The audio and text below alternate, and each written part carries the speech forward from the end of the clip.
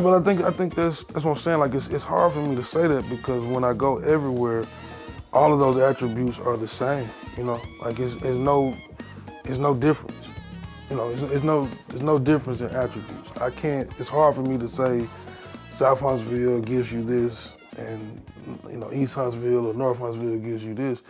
Like when you travel all of these places on a daily basis and you experience it, it's kind of like it's hard for me to break down that layer to one side of town. I can only kind of speak from this is Huntsville. You know what I'm saying? Like so, because this person and this side of town, those are the same attributes. Like this place just don't offer it. East Huntsville just don't have it. Like no, it's in North Huntsville too.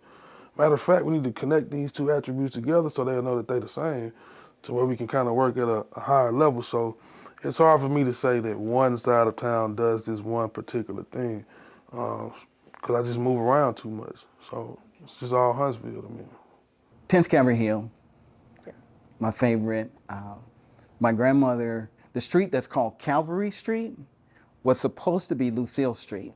Lucille is my grandmother, and forgive me, I get emotional when I mention my grandmother sometimes, but that street, because the history of the 10th Cavalry Buffalo Soldiers that was instilled in us during segregation. So the schools taught us our history. So I felt special at 10th Calvary Hill, at Calvary Hill Elementary School. When we integrated, initially many of the teachers, they kind of let you know that they really didn't appreciate you being there. Okay. But at Calvary Hill, because the neighborhood, it was such a village. There was Mr. Beemore and Miss Queen and Maddie Bell and Miss Fanny who looked after us. And even the drunks, you know, the winos down the street, they looked out for us. So it was just such a sense of community. We had Ernie's store down on the corner, the blind man's store.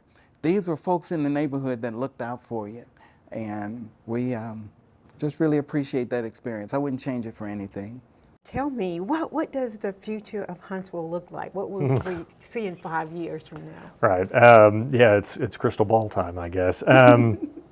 I think, you know, one of the things that we are starting to see is kind of a focus back on what had been the core of Huntsville, right? You know, the old North Huntsville and South Huntsville neighborhoods. You know, there's still a lot of growth out. There's still a lot of, you know, new neighborhoods popping up kind of far out into Madison County and Limestone County.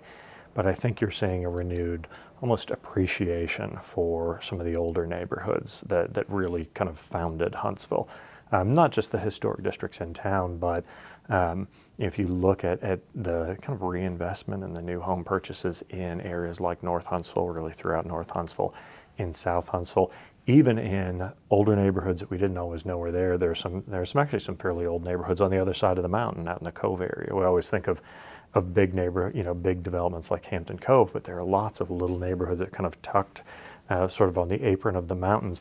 And I think folks are finding kind of a renewed appreciation for living close to the core, and that's driving a lot of reinvestment in some of those neighborhoods. You see it in places that I guess had been traditionally called West Huntsville, you know, Stove House and Campus 805, the old Butler High School, Low Mill, Lincoln Mill.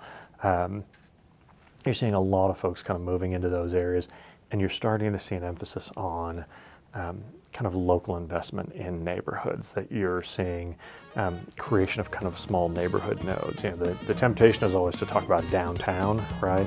But there are lessons from a downtown that apply to the rest of your community, creating almost small neighborhood centers or town centers that really help give every part of Huntsville its own kind of unique flavor.